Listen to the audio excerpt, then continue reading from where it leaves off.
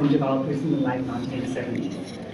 Kay not only has an impressive track record in this regard, but she's also a wonderful artist and was one of the very first pottery tutors at Wyrena 40 years ago. Kay is still a local resident, and some of her work is included in this exhibition here in the Art Lounge. Please give Kay a warm welcome.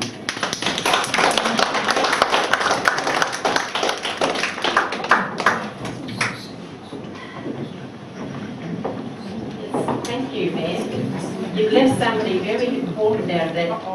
There was Frank Ducar, who was a resident. He was the head of the activist movement. And if it wasn't for the caretaker here of the convent, who was in a wheelchair, Franz Kelly, we wouldn't have known that this place was going to be sold to developers. He was the caretaker in a wheelchair, dear old Franz. His daughter's here tonight, young Gabby. Where is she? She's hiding. Gabby Kelly, her dad, was the man that if it wasn't for him, we wouldn't have this place. So you left him out. Anyway, Franz,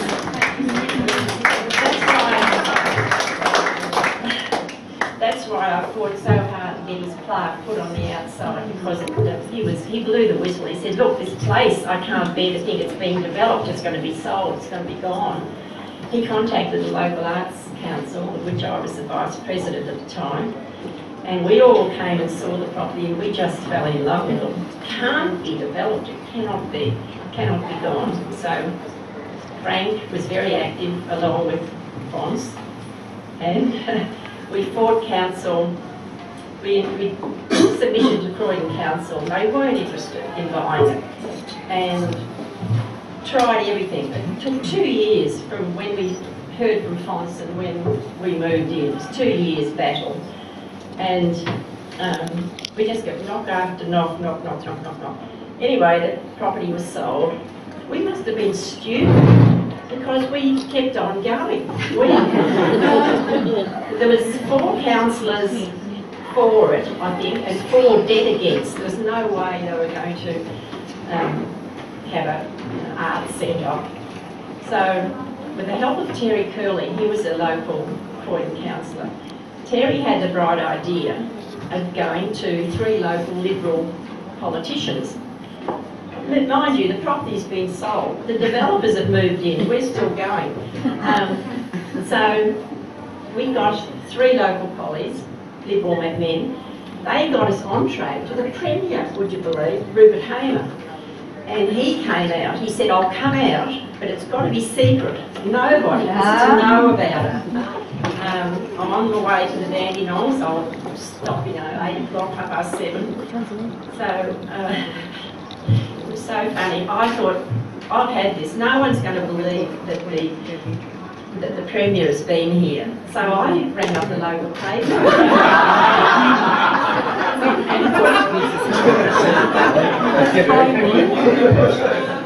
Put a poor little photographer, stuck him in the bush outside the door. And he's trying to be quiet and he's clicking away. And the Premier's there on a secret visit. And I've got this poor trembling photographer and he's snapping all the pictures which I've got with me today in my terrible old scrapbook. And it's precious, that book. It's got every blow by blow knockback we ever got's in that book.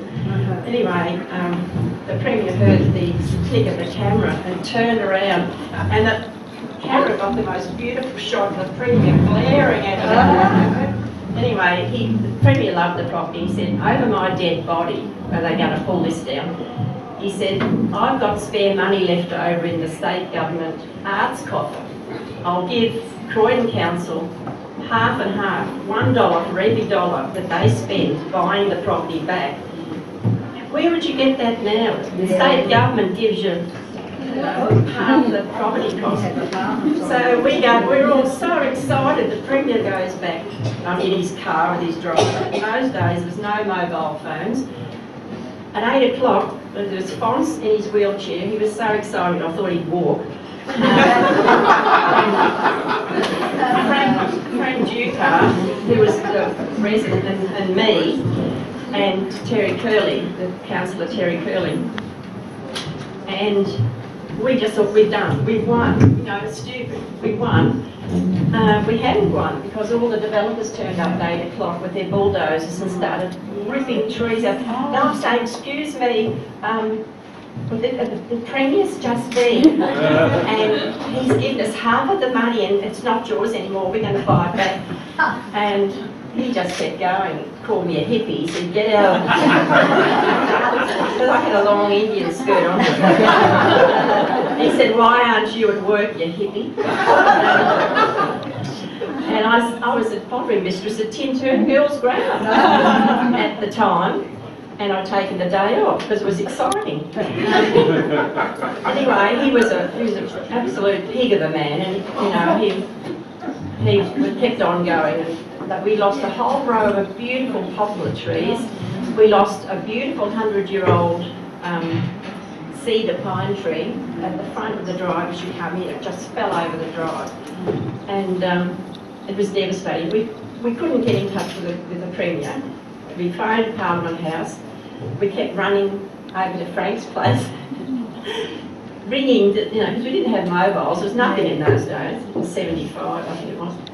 Couldn't get in touch with the Premier. Anyway, we had to stand there all day, the four of us, and watch the devastation. And they went as fast as they could because they knew something was up. The developers knew. And they kept on bulldozing and ripping trees out. By the end of the day, we were exhausted.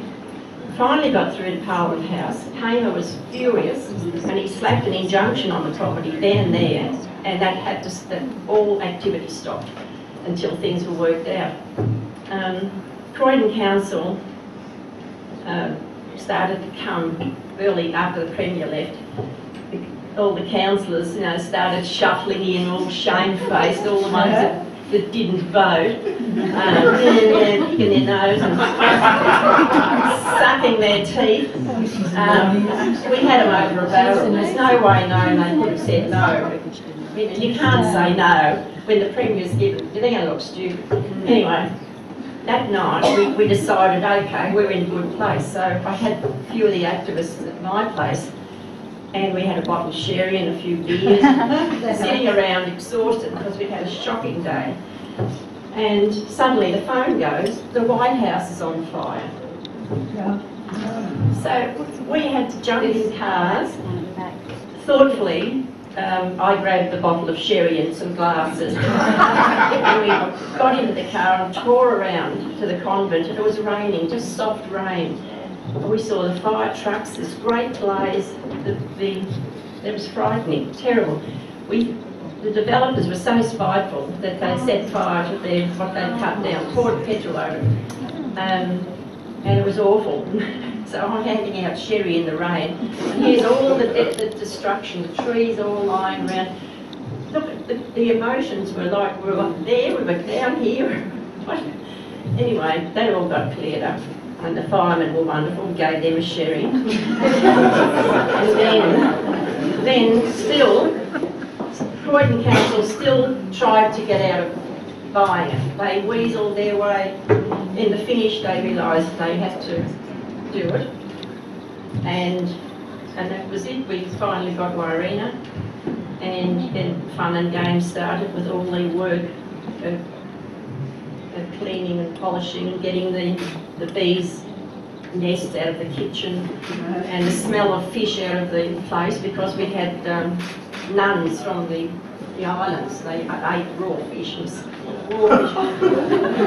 And upstairs, it was the Mother Superior's bedroom upstairs, and there was cigarette butts. I thought, oh, she's naughty. The stuff we found cleaning up was hysterical. So, years ago, you mentioned that it was a family home. This house was a lovely family home, and the White House was built for the family's daughter when she got married. Years ago, those little girls took me around the property. They're now grown-up girls, of course. They took me around on a wonderful tour that we used to live. We went all over this house and the White House. They were thrilled to see it again, and they were thrilled to have it saved. And they were telling me these wonderful stories, and one story I'll leave you with is that the little girls used to live in the White House, and they had a bedroom in the White House, and they showed me their little bedroom. and they said, we remember our father coming up to kiss us goodnight. Every night he'd come up the stairs, and one night he came up and he didn't turn the light on and kissed his little girls goodnight. And oh God, it touches me every time. He was going to war the next day, and he didn't want to be seen crying like I am now. But that was a really memorable story that they told me, and this place has a lot of stories, and I'll leave it with that one. And happy birthday, Irena.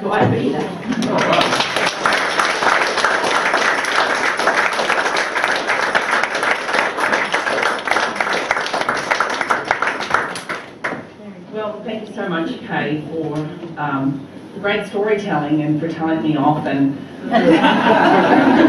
for adding in someone we forgot that was obviously extremely important to the story. So I'd now like to